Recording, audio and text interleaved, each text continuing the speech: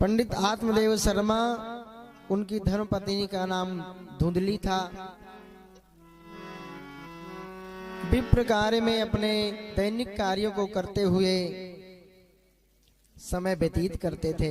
ब्राह्मण वेद, वित्तमह, वेद वेदांग इत्यादि की शिक्षा ग्रहण करके अपने पांडित्य कर्म को करते हुए आत्मदेव शर्मा अपना जीवन व्यतीत करते थे। धर्म पत्नी जो थी धुंधली, बड़ी ही दुष्ट प्रकृति की महाराज, इतनी दुष्ट कि जब तक आसपास में थोड़ी झगड़ा ना हो जाए तब तक संतोष ना हो, तब तक पानी ना हजम हो, जिस दिन कोई विवाद ना हो जाए। इतना दुष्ट प्रवृत्ति की महाराज के घर में कोई संतान नहीं थी।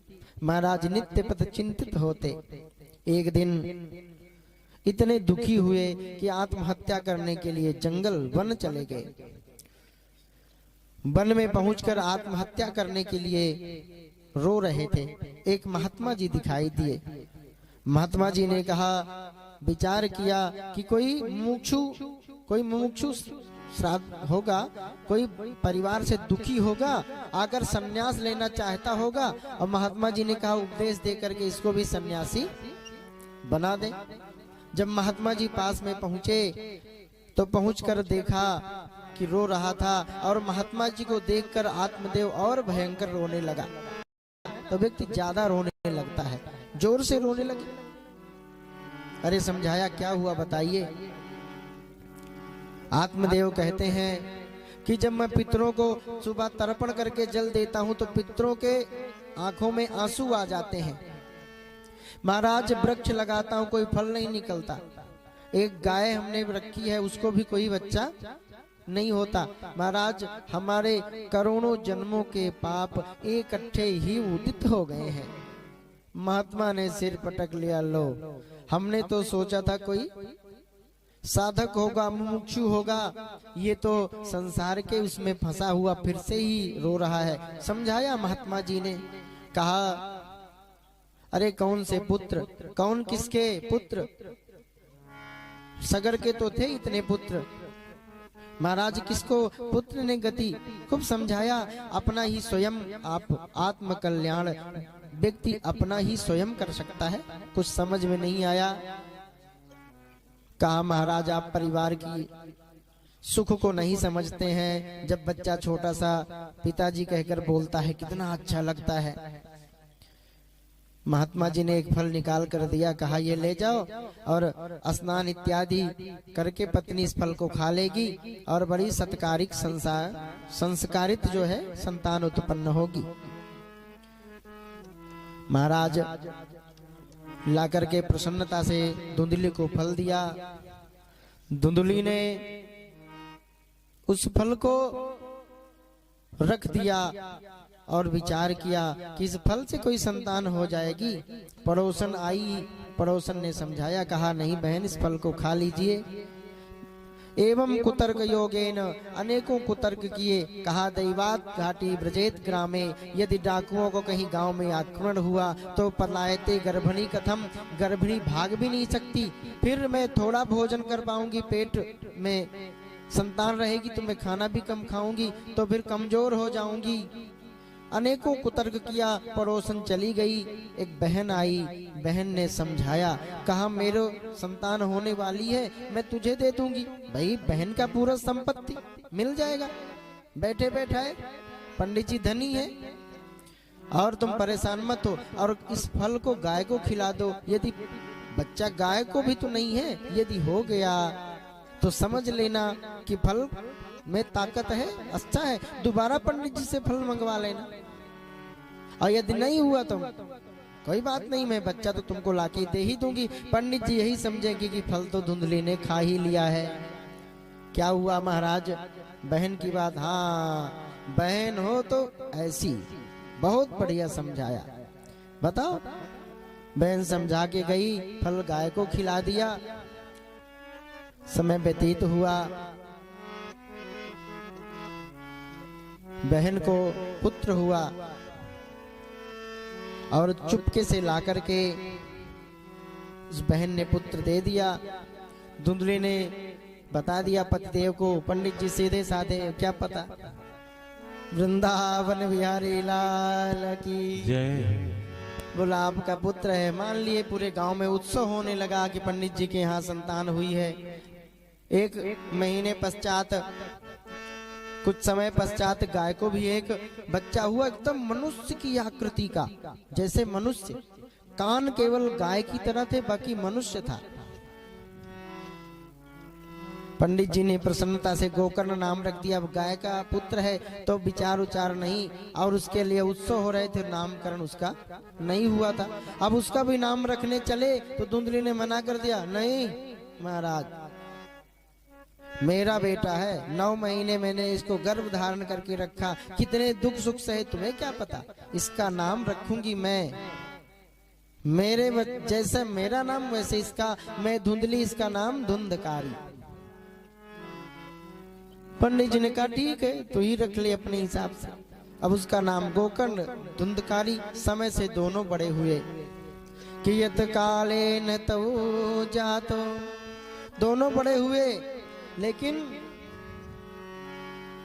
तनऊ तरुणऊ तनया बुभो, दोनों बड़े हुए, लेकिन फर्क क्या हुआ। गोकर्णो पंडित ज्ञानी, गोकर्ण जो है वो गोकर्ण पंडितो ज्ञानी, धुंधकारी महाखल, धुंधकारी यानी दुष्ट और गोकर्ण विद्वान हुआ। दोनों की कीर्ति फैली, एक का सम्मान बढ़ा, एक का बुराइयां फैली। महाराज अनेकों परेशानियां करता, पिता को परेशान, माता को, गांव के बच्चों को परेशान करता। परेशान करते करते परेशान करते करते पंडित जी बहुत दुखी हुए। महाराज गोकर्ण तो, मैं कथा को ऐसे बताते चलता हूँ। गोकर्ण महाराज तो तीर्थ यात्रा करने चले गए। नित्य प्रति उसके दुराचारी कर्तव्य से माता बहुत दुखी रहती, रोती धुंधली।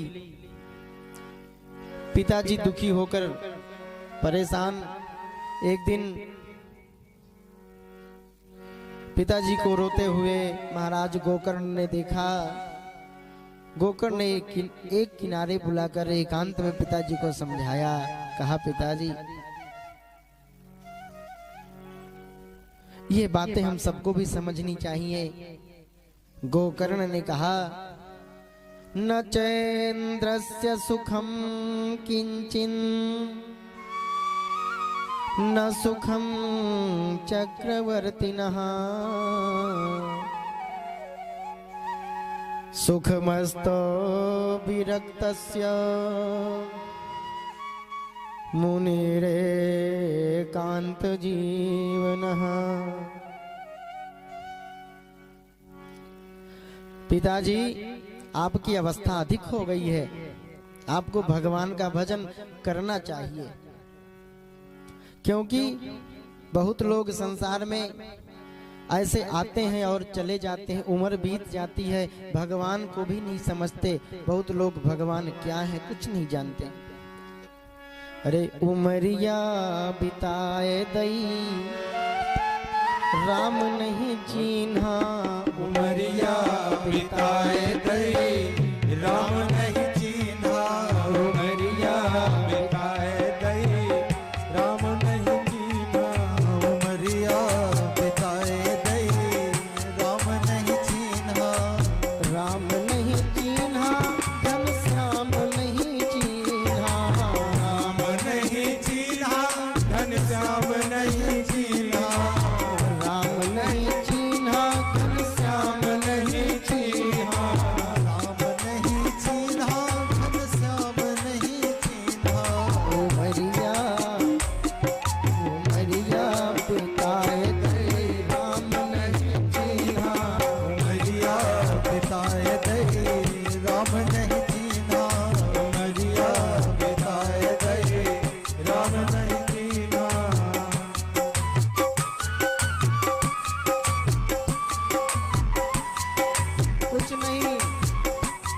ऐसे आए और चले गए।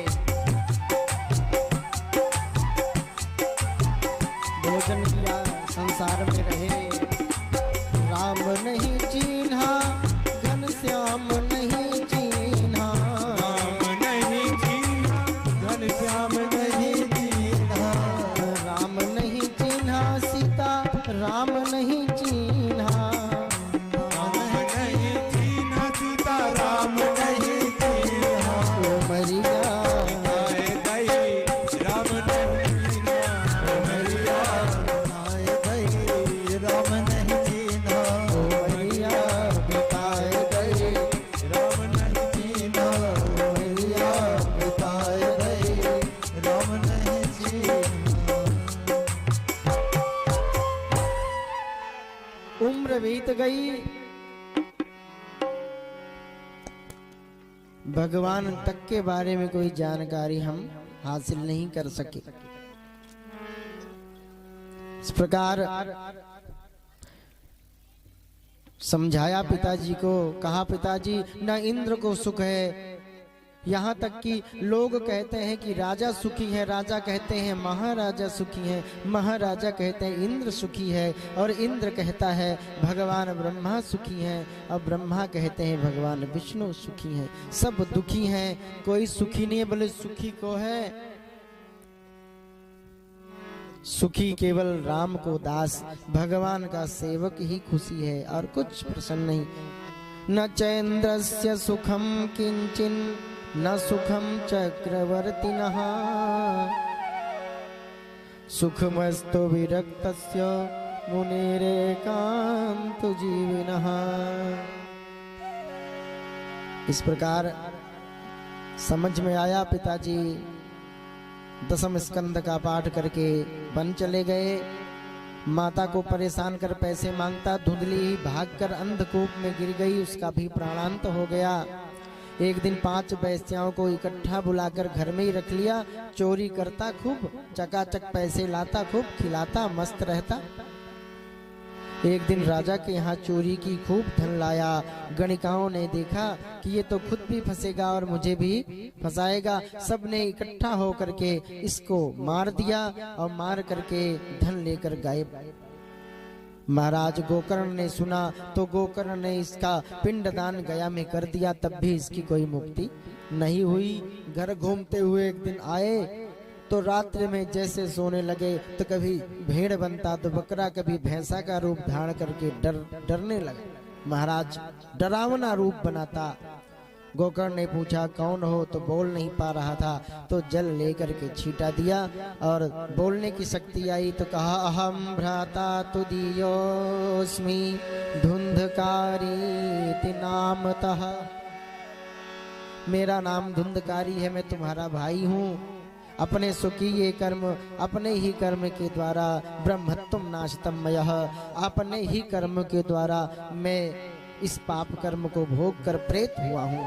भैया इससे कोई मुक्ति दिलाओ। सबसे पूछा, उपाय नहीं मिला तो सूर्य भगवान से पूछा और उन्होंने कहा कि श्रीमद् भागवतान मुक्ति ही, भागवत आप सुनाइए, इसकी मुक्ति हो जाएगी। सप्ताह वाचनम गुरु, और वही कार्य किया। सप्ताह वाचन किया गया और उसके बाद एक विमान प्रकट हुआ और उस विमान पर एक दिव्य रूप धारण करके, क्योंकि वहीं पर एक बांस पड़ा था 7 गांठ का, उसी में हवा रूप में धुंधकारी बैठा था। एक दिन पे एक बांस की ग्रंथि फट जाती थी। 7वें दिवस में वो दिव्य रूप में प्रकट हो गया और कहा, भागवत को प्रणाम करते यही कहा कि धन्या भागवती वार्ता प्रेत पीड़ा विनाशिनी। ये भागवत धन्य है, प्रेत की पीड़ा को नष्ट करने वाली भागवत धन्य है। सप्ताहोपि तथा धन्य, यह सप्ताह यज्ञ धन्य है। इस तरह से कृष्ण लोक फलप्रदा। अब मैं भगवान कृष्ण के लोक वैकुंठ को जा रहा हूँ। श्रोताओं ने देखा तो विमान पर बैठते हुए जा रहा था। महाराज गोकर्ण ने पूछा कि एक इतने श्रोता सुन रहे थे, विमान एक क्यों आया? बोले सबने, देखो एक चर्चा पहले दिन करे देता हूँ। भागवत कल्प वृक्ष है, जिस भी संकल्प से इसका प्रथम से लेकर सप्तम दिवस तक सुना जाए, एक संकल्प लेकर वो उसकी पूर्ति अवश्य हो जाती है, केवल कथा श्रवण करने से। क्योंकि इनमें सनकादिकों ने बताया है कि श्रवण विभेदेन, जैसे भी आप जिस भावना से श्रवण करेंगे, अगर उस प्रेत ने मुक्ति के लिए श्रवण किया तो उसको मुक्ति प्राप्त हुई। जो सांसारिक धन के लिए सुनते हैं उनको धन की प्राप्ति होती है। जिस भी व्यवस्था के लिए भगवान की कथा रखी जाती है, अन्यत्र सब लाभ तो प्राप्त होते ही हैं, परंतु एक लाभ विशेष इसमें प्राप्त होता है। अगली बार फिर से कथा हुई और सभी विमान प्रकट हुए और सब लोग महाराज गोकर्ण के साथ में ही परम धाम को गए। बोल गोविंद भगवान की जय हो। बाद में नियम कथा का बताया है कि हो सके तो बिना कुछ खाए हुए कथा सुने, एक समय भोजन करके कथा सुने। यदि ना हो सके, शरीर अस्वस्थ हो, तो दोनों बार भोजन करके कथा सुने। निराहार रहकर सुने, बिना निराहार रहकर 3 बार भोजन करके सुने, पर भगवान की कथा सुने, अवश्य सुने। दिन भर खाओ, यहाँ भी लेकर के आओ, बैठो, थोड़े थोड़े देर पे भोजन करते रहो, पर कथा भंग ना हो, कथा सुनते रहिए। वृंदावन बिहारी लाल की जय।